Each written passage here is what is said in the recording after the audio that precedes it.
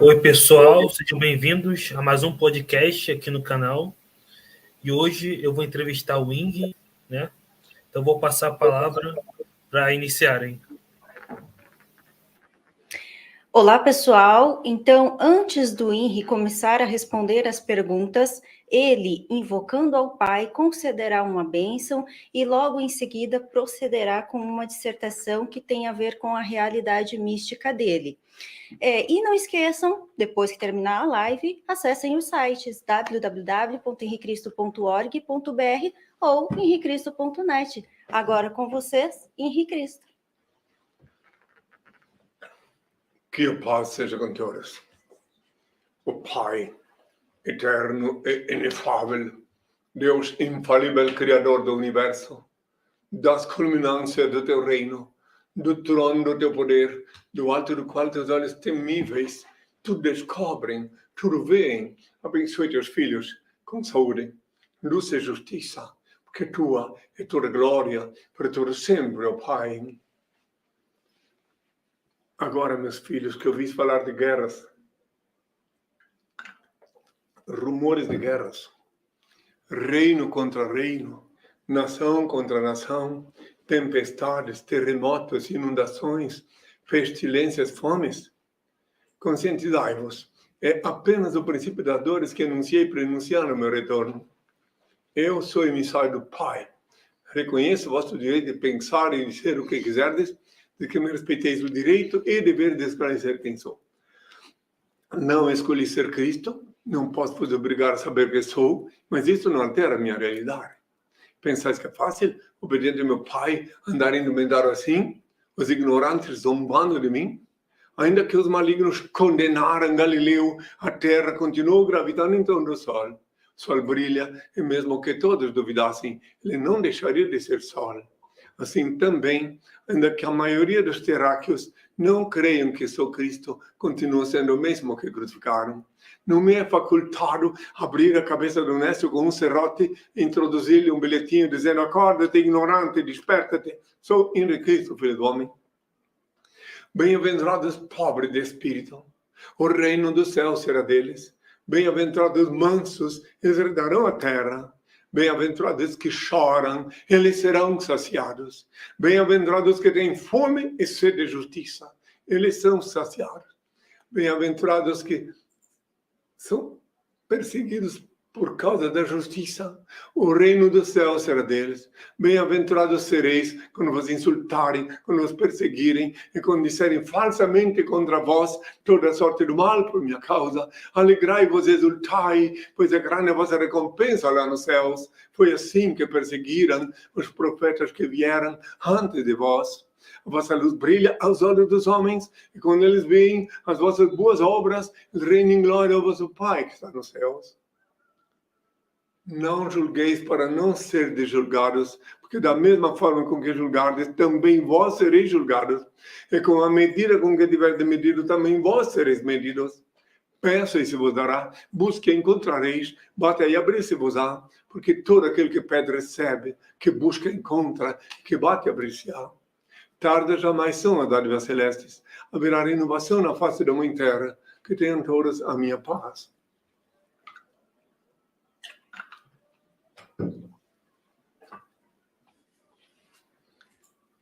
Os homens, fazendo mal uso do livre-arbítrio, construíram armas destrutivas, violaram as sagradas leis de Deus e esqueceram-se também dos santos mandamentos.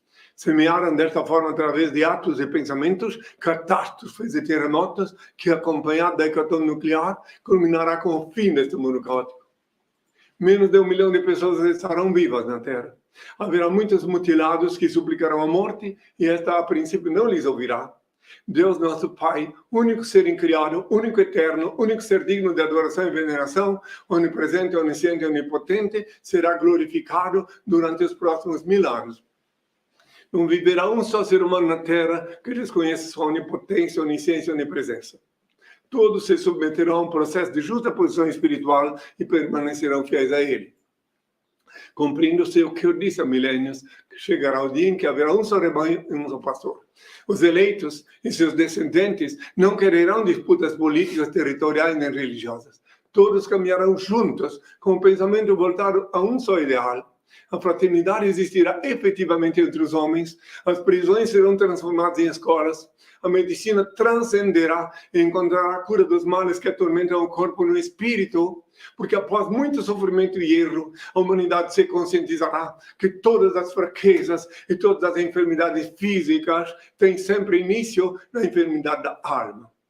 O sexo será exercitado como um rito de veneração a Deus. O homem, desnudo de seus instintos bestiais, quase consciente dos mistérios da procriação, unir-se à mulher sob a luz da espiritualidade, reconhecendo a sua origem divina. O dinheiro será utilizado unicamente como elo vital sagrado que facilitará o relacionamento humano. A humanidade voltará à vida simples e livre, em comunhão íntima e perene com a natureza, e preferirá o manjar simples e natural dos frutos vegetais. A profissão mais nobre durante os próximos 1000 anos será a agricultura.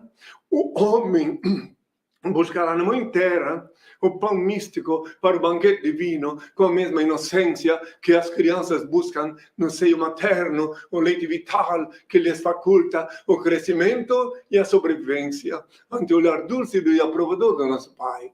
Eis como deveis orar a partir de hoje. Ó Pai eterno e inefável, Deus infalível, Criador do Universo, santificado seja teu nome, seja feita a tua vontade, assim na terra como no céu. Graças te dou pelo manjar que amarei-te. Aparta-me dos erros e ilumina-me, para que eu te sirva sem equívocos, glorificando-te hoje e sempre, ó Pai. Que a paz seja com todos. Que venham as perguntas, minha filha. Então, já podemos iniciar com as perguntas, né? E eu queria começar perguntando, né? Para compreender bem, eu queria perguntar sobre o princípio da reencarnação, né? Como existe, né? Como funciona, né? Se é um processo evolutivo, né? Como isso acontece? Reencarnação, ótimo. Muito bom. Uma excelente pergunta, só que terei que me alongar, porque essa pergunta está ligada a todas as coisas concernentes à lei divina. Aqui na América Latina, mais precisamente aqui no Brasil, a maioria do povo brasileiro, quando se fala nesta palavra, diz, isso é coisa de espírita. A reencarnação é bom que saibam, primeiro, que ela tem, no máximo, essa palavra, 200 anos. Enquanto que a reencarnação sempre existiu, desde o primogênito que vos fala. Eu vou citar um dos exemplos para depois enumerar os outros. Como é que eu podia ter dito que eu era mais antigo que Abraão, se eu não era reencarnado? Eu, primogênito de Deus, reencarnei, renasci, Noé, Abraão, Moisés, Davi, etc. Depois Jesus e agora Ingrid. Então eu já na ocasião que pegaram pedras me atirar, mas antes do Abraão eu sou. Aí disseram, Abraão, homem já de idade, como tu vem dizer que é com 33 anos, 30 anos mais antigo que ele. E assim tem N outras coisas, há 2000 anos, como essa palavra não existia ainda, me perguntaram os discípulos, como está escrito que antes do Messias viria o Elias? Como fica isso? Eu disse, se vós quereis dar crédito, João Batista era o Elias que vós esperais. Ele veio e fizeram o que fizeram com ele. Ou seja, como a palavra reencarnação não existia, eu disse que ele era o Elias que vós esperais. Agora, para aqueles que não estão desinformados sobre essa palavra significativa, antes dela prosperar, dela existir há uns 2 séculos atrás, muito antes do espiritismo, muito antes da era cristã, Sócrates foi assassinado oficialmente na Grécia, defendendo até o último momento da vida dele a pré-existência da alma. Pré-existência da alma, enquanto que não existia reencarnação, é a reencarnação. O que quer dizer reencarnação? Retornar à carne. O espírito, vós sois espíritos. Vós que me ouvis, querendo ou não, sois espírito. Vosso corpo emana da mãe terra. Então, a pré-existência da alma é o espírito que já existia, a alma, o espírito que já existia antes do corpo. Então, muitas pessoas falam, eu recomendaria que alguém que tivesse interesse mesmo em saber disso, que eu falei do Sócrates, cerca de 2.400 anos atrás, ele não se preocupou com a morte dele. Ele foi condenado oficialmente à morte por causa que tinha um poeta malévolo que ficou atormentando, sempre acusaram ele no tribunal, e ele, na hora de partir, foi condenado. Ele ainda disse assim: eu vou para a morte. Agora, não sei quem tem mais sorte, se eu que estou indo ou os que me condenaram. E o verdugo dele, para aqueles que não sabem, às vezes, quem não estudou história, o verdugo dele se tornou amigo dele de última hora, porque ele foi o único defunto, o único candidato à morte, que não olhou para o verdugo com ódio, como os outros, porque ele sabia que não ia morrer, Sócrates. Sabia que não ia morrer. Então, o verdugo ainda deu, se alguém quiser pesquisar, estudar, como está lá na história, nos anais da história, o verdugo dele instruiu ele, que ele queria saber como é que ia começar a morte na hora que ele entregou a cicuta. Cicuta, né? Cicuta. Na hora que ele entregou a cicuta, ele queria saber como é que ia começar. Primeiro, ele pediu para as mulheres saírem as pessoas amigas dele para não participar desse último momento, que podiam chorar muito e iam chorar. Mas mesmo assim os homens também choraram, porque e daí ele tinha uma conduta tão digna no final da morte. Quem quiser vai pesquisar, se não tiver informação, pede aqui a assessoria da SOS, tá? O depoimento dele de última hora, pode pesquisar. Então o verdugo disse como é que ia começar a morte pelos pés, tudo. E ele, até o último momento, na última hora, ele falou para um amigo dele, se lembrou que estava devendo um galo, olha só, para uma pessoa. Pediu para o amigo dele, na última hora, que ele, foi a última palavra dele, que pagasse o galo que ele estava devendo. Então, a morte não existe. Agora, eu disse há 2.000 anos, quem crê em mim, ainda que estiver morto, viverá. O que eu quis dizer com isso? Que quem crê em mim, eu ensino a lei divina completa, e no bojo da lei divina está a eternidade da vida. Morrer, todo mundo vai morrer sempre.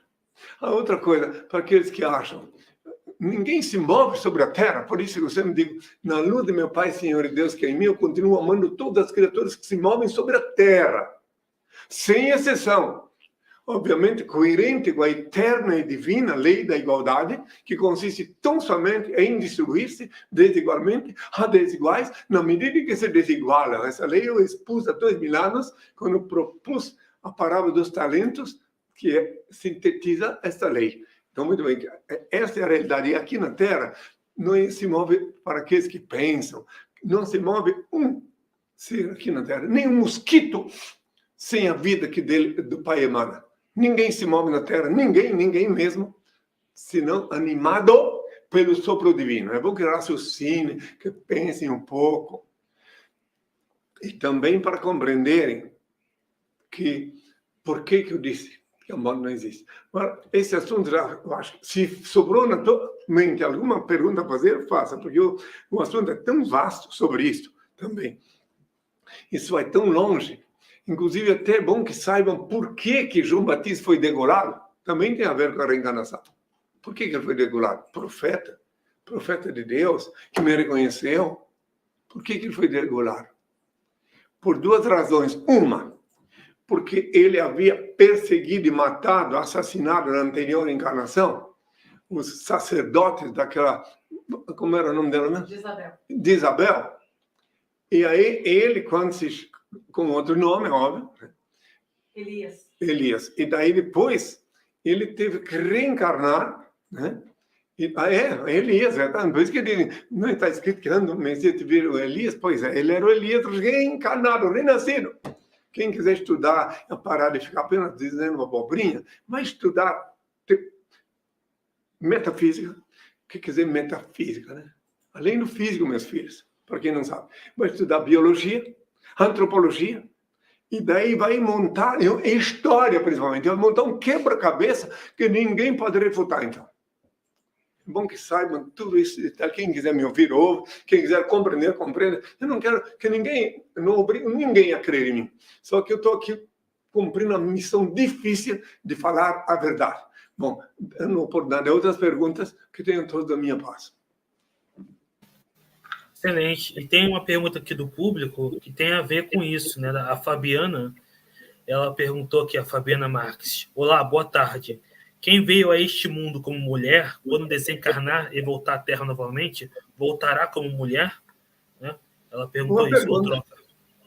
Boa pergunta. Se ela cumprir a função, a natureza dela de mulher, se ela viver como mulher efetivamente, como mãe, como esposa, como companheira, né? Independente de casório, né? Ela cumprir a função dela de mulher aqui na Terra. Então ela volta como mulher. Agora, se ela cometer algum delito, algum crime, usando sua condição de mulher, algum crime contra os homens, daí ela volta com o corpo masculino para pagar o débito que ela fez antes. A lei do talião está sempre em vigor, consiste uma vida por uma vida e dente por dente, olho por olho. Essa lei sempre está em vigor. Aí podem perguntar, mas como assim? Agora ninguém está pagando uma vida por uma vida? Todo dia alguém paga uma vida por uma vida. Todas as mortes violentas são resgate de débito karmático.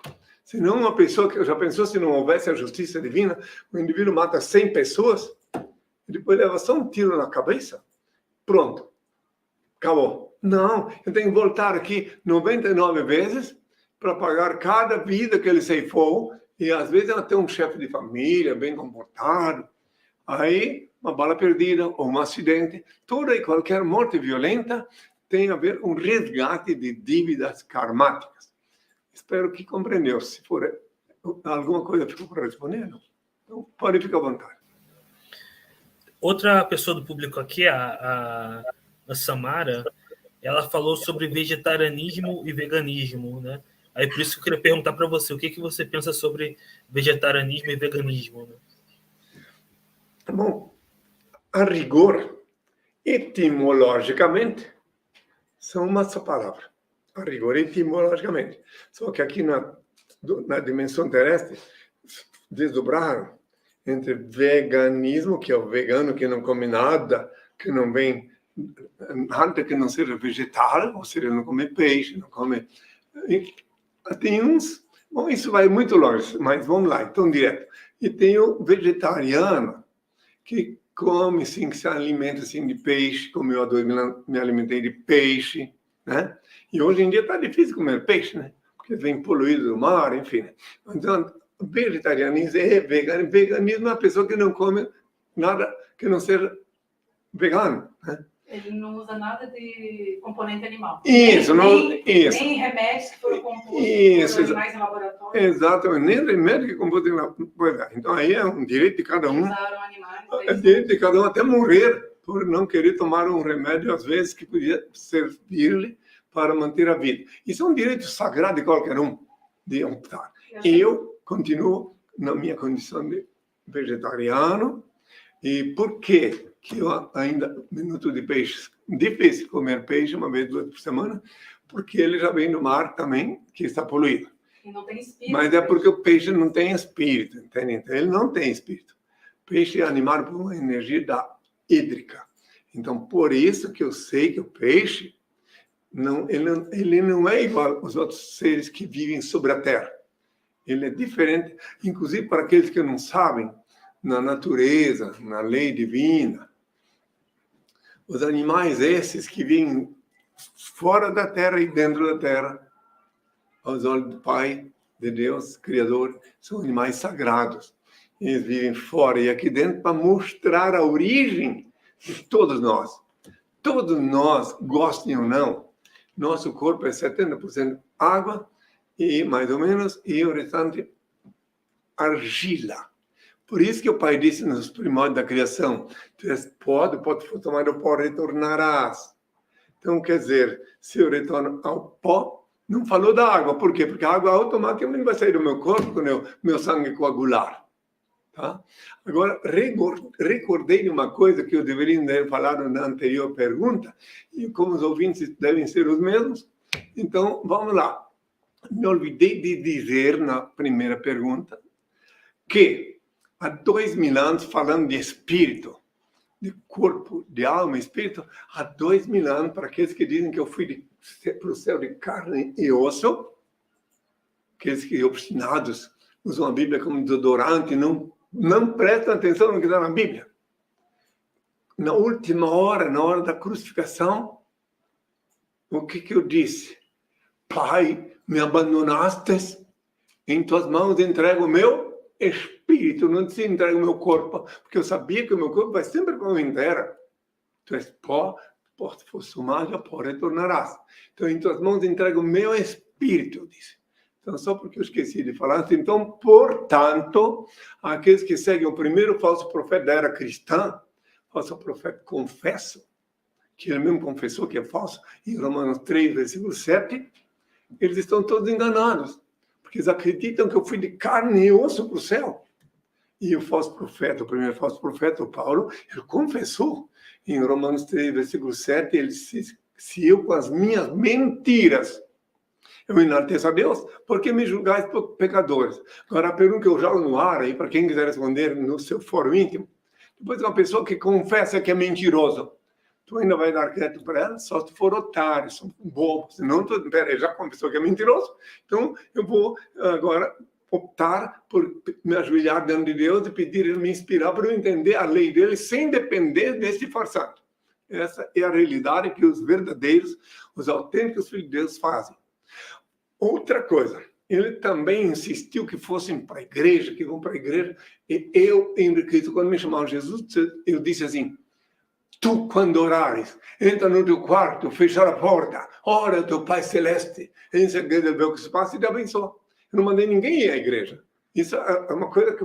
Mateus 6, versículo 6, para aqueles que não sabem, tá? Mateus 6, versículo 6. Bom, espero que a resposta, que a pergunta seja respondida a contento. Se tem mais alguém a perguntar, e depois eu vou pedir ao Pai uma bênção e uma mensagem dele para os que estão aqui me ouvindo.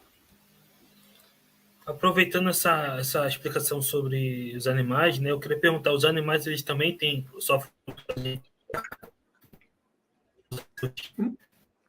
Falhou aqui, fala não, meu filho. Os animais também têm espírito e reencarnam, sofrem reencarnação, tirando os peixes, né? Lógico, Inclusive, essa pergunta posso ajudar a esclarecer umas coisinhas aí que estão entaladas na garganta de muita gente.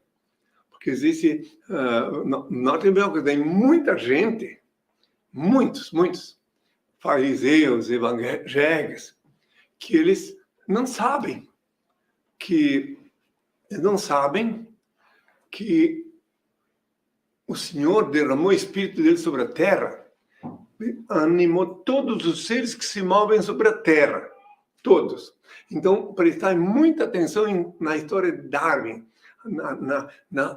na exposição da inspiração, que na verdade não é uma teoria, é a inspiração que Darwin teve de Deus.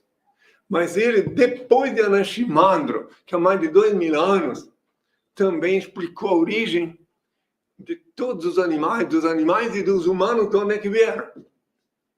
Então, os seres humanos, outrora, só para facilitar, pelo menos para aqueles que têm mais de 7 neurônios, só para facilitar, os seres humanos, animados pelo sopro divino, começaram na água, e da água vieram para a terra, primeiro como ameba, depois como réptil rastejando, depois, por último, indo e voltando. Por isso que eu disse ainda há pouco que o animal que vive na água, na terra, é um animal sagrado, que ele está, a função dele é mostrar a origem de todos nós.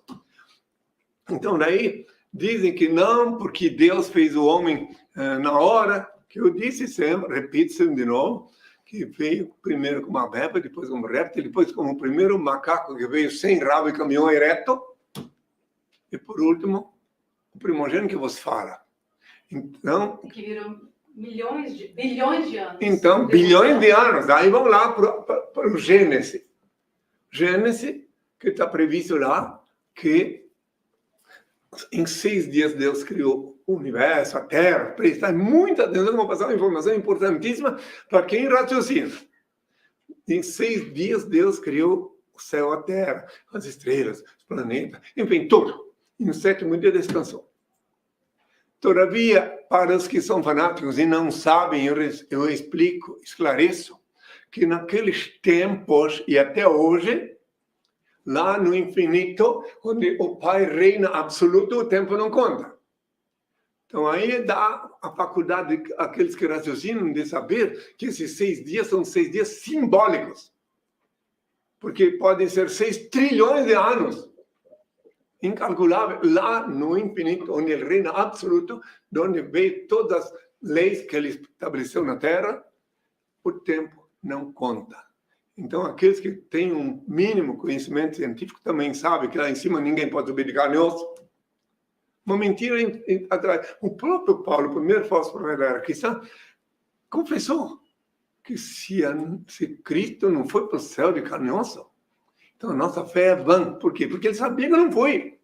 Só que ele queria, claro, como todos os falsos profetas da nova era, aqui no Brasil tem milhares de indivíduos que se dizem pastor e chantageiam 10% do salário do povo em nome de Jesus. Meu nome é antigo obsoleto. Por isso que meu pai disse que eu tinha que vir com um nome novo, como está escrito em Apocalipse 3, versículo 12. E meu nome novo é Henry, o nome que paguei com meu sangue na cruz. Bom, vamos lá. Tem mais alguma pergunta? Senão eu vou passar uma mensagem depois da parte do pai. Se tiver alguma pergunta pública, pode fazer. E se tiver uma, tu também. Eu queria fazer uma pergunta sobre... Está se aproximando, não é? Agora, a política, a eleição, né? Então, eu queria perguntar, na sua visão, qual é o papel do Estado e da política, né? Como você vê esse Brasil que a gente tem hoje, que está tão polarizado, várias brigas por política, né? Como você vê essa situação? Eu acho importante. 50 e poucos anos de vida pública que eu tenho, comecei em 69, e pela primeira vez eu não consigo ver nada. Não consigo ver sequer, prestar bem atenção, se os candidatos estarão vivos, todos, até o dia da eleição, se estiverem, se o eleito vai tomar posse, não consigo ver. Nunca vi, o Brasil nunca esteve tão confuso. Eu continuo dando a César o que é de César e a Deus o que é de Deus. Quero deixar claro que eu não opino, assim, quem vota em quem, não. Só quero deixar claro que eu não consigo, já que me perguntaste, eu não consigo ver, é tão tumultuada que está a realidade aqui no Brasil, e no mundo, aliás, no mundo, não só aqui. É tão tumultuada que ninguém consegue, nem eles, nem um candidato que lá está, tem certeza do que vai acontecer, do que vai ser. Então, essa é a realidade. Eu tenho que ser claro direto. Nas vezes anteriores eu conseguia vislumbrar, mas agora não consigo. Simplesmente está nebuloso, está obscuro o cenário político nacional. E no mundo também, você vê quando é que vocês iam imaginar que um dia um presidente americano ia fazer um trabalho lá com aquele Capitólio lá que eles fizeram lá, aquela... Tem coisas que estão muito mudadas. O mundo está mudado.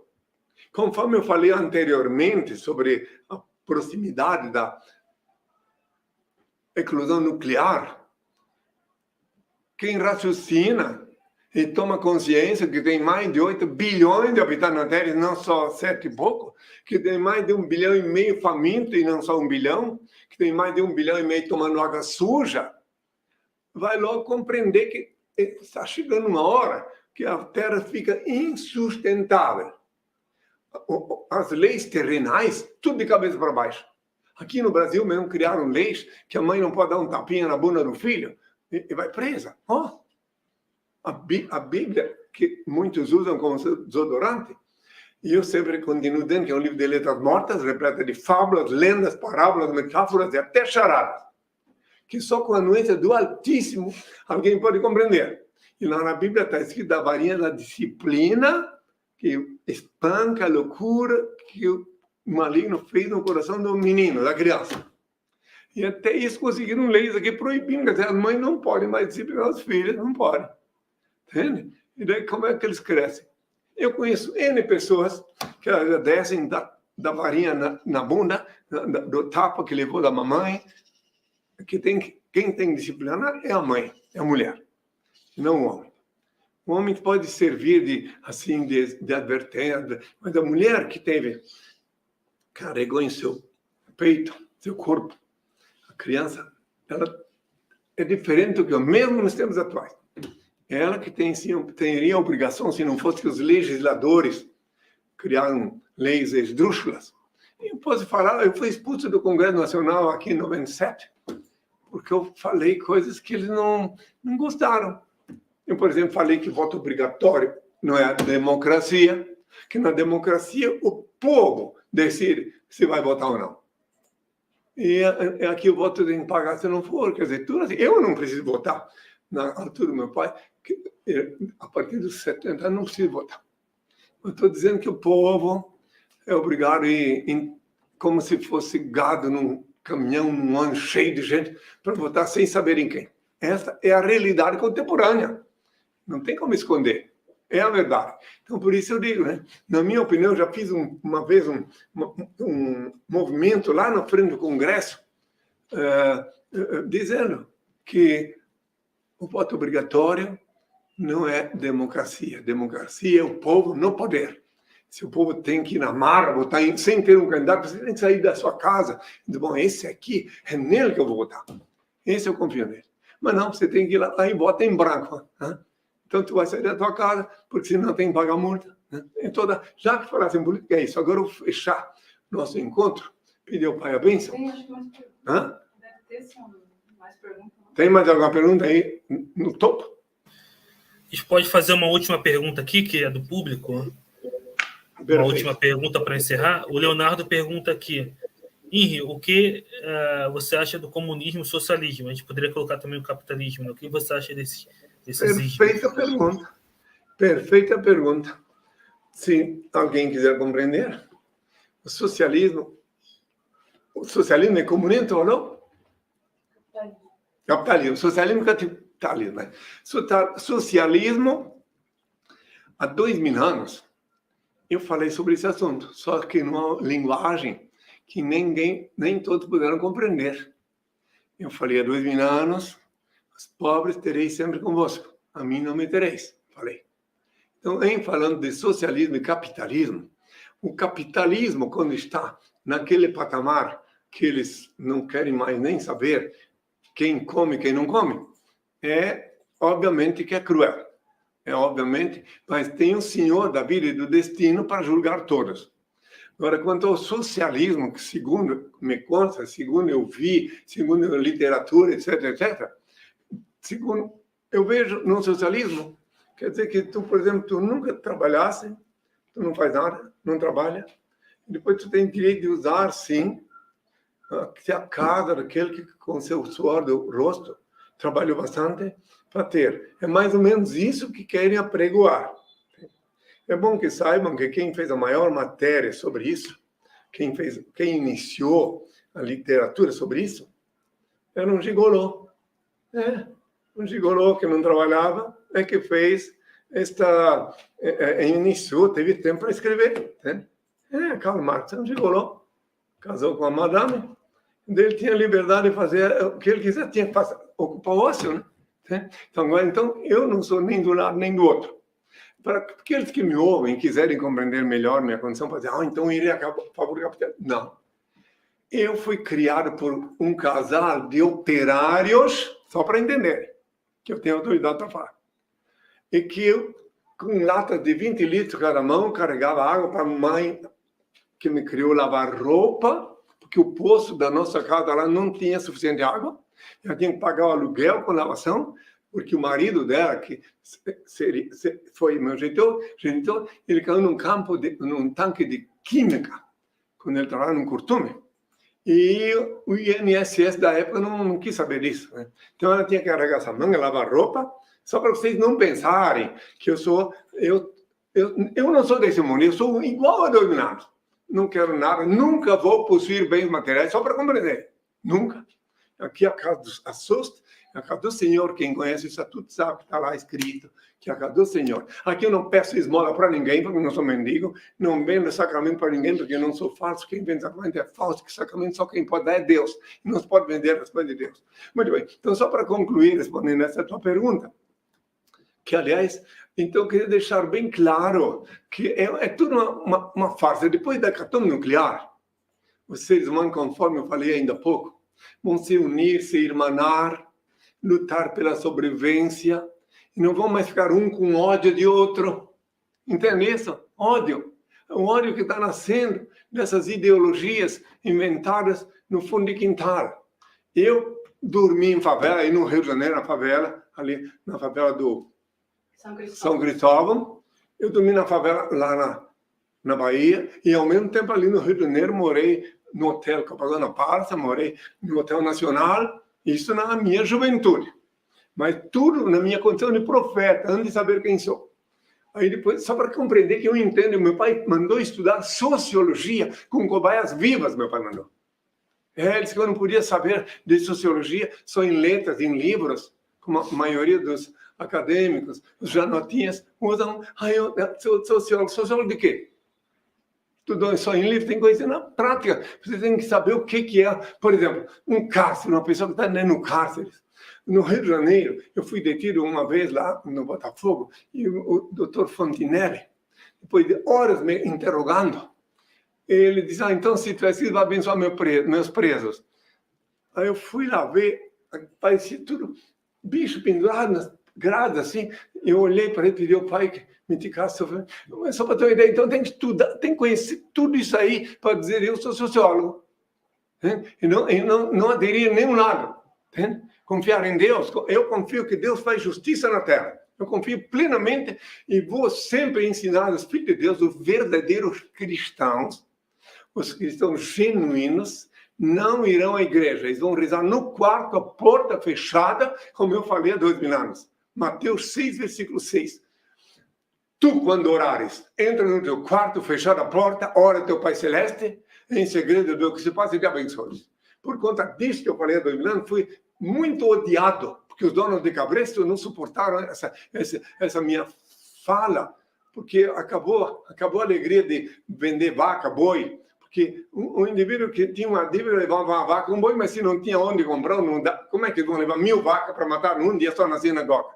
Então, pagava a vaca, e o lucro é obviamente, de quem recebeu o dinheiro, né? Não vou entrar em detalhes, certo? Por isso que eu chicotei os vendilhões na porta do templo, dizendo que transformaram a casa do meu pai num covil de ladrões, etc, etc, etc. E nesta vez, quem não sabe, meu pai mandou entrar no templo, expulsar os sacerdotes mentirosos, e quem não conhece a história completa, tá no site Gêmeos, fala onde está o livro Despertador Explosivo, onde está toda, com foto e tudo. Então, pessoal, está disponível nos sites www.henricristo.org.br ou henricristo.net. Olha só, livro Despertador Explosivo, volume 1, repleto de fotos, disponível gratuitamente para download. Deixa bem claro que é gratuito. Não estamos pedindo nada. E sim para conhecer a história, a verdadeira história da parte do meu pai. Agora, respondida a última pergunta, se alguém quiser fazer, mande para a assessoria. Como mandar? henricristo.naweb@gmail.com, pessoal. Pode mandar. De preferência, mande o nome da cidade de onde faz a pergunta, pelo menos, para poder ser... Os que mandam o nome da cidade são respondidos mais rápido. Agora eu vou pedir ao pai uma bênção. Antes, vou me despedir. Muito obrigado pela entrevista. Obrigado mesmo. Ainda vou falar, fica aí. No final, eu vou pedir ao pai uma bênção e vou passar antes uma mensagem da parte dele. E depois, sim, peço ao pai a bênção.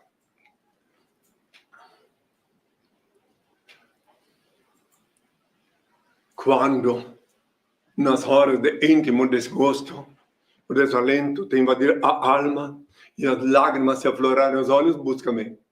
Eu sou aquele que sabe sufocar o pranto e estancar as lágrimas. Quando te julgares incompreendido pelos que te circundam e vires que em torno a indiferença recrudesce, acerca de mim.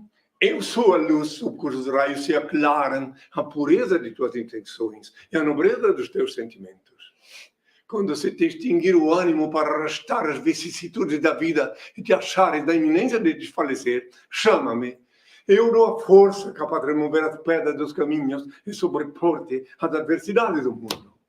Quando inclementes te açoitarem no vendaval da sorte e já não souberes onde reclinar a cabeça, corre para junto de mim. Eu sou o refúgio em cujo seio encontrarás guarida para o teu corpo e tranquilidade para o teu espírito. Quando te faltar a calma, nos momentos de maior aflição, e te julgares incapaz de conservar a serenidade de espírito, invoca-me. Eu sou a paciência que te faz vencer os transes mais dolorosos e triunfar nas situações mais difíceis. Quando te debateres nos paroxismos da dor e tiveres a alma ulcerada pelos abrolhos dos caminhos, grita por mim. Eu sou o bálsamo que cicatriza as chagas e te minora os padecimentos. Quando o mundo te iludir com suas promessas falazes e perceberes que já ninguém pode inspirar-te confiança, vem a mim. Eu sou a sinceridade que sabe corresponder à fraqueza de tuas atitudes e à vicissitude de teus ideais. Quando a melancolia te povoar o coração, vem a mim. Eu te conforto, te dou da parte do Pai as bênçãos que precisas. Como agora mesmo, vou invocá-lo e vou, uma vez mais, alertar. Uma vez mais. Que a estátua, por ser cega, não pode ver a miséria e desgaste do povo. Não pode ouvir o clamor do povo. E por ser surda, não pode ver o clamor do povo. E por ser muda, não pode interceder junto ao meu Pai Senhor e Deus a favor de quem quer que seja. Enquanto que eu vou pedir ao Pai agora uma bênção, e Ele vos abençoará sobejanamente. Ó Pai, eterno e inefável, Deus infalível, Criador do Universo, das culminâncias do teu reino, do trono do teu poder, do alto do qual teus olhos temíveis tu descobrem, tu veem. Abençoe teus filhos com saúde, luz e justiça, porque tua é toda glória para todo sempre, ó Pai. Que a paz seja com todos meus filhos, até sempre.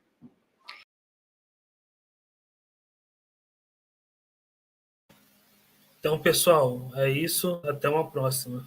Muito obrigado a todos. Abraço.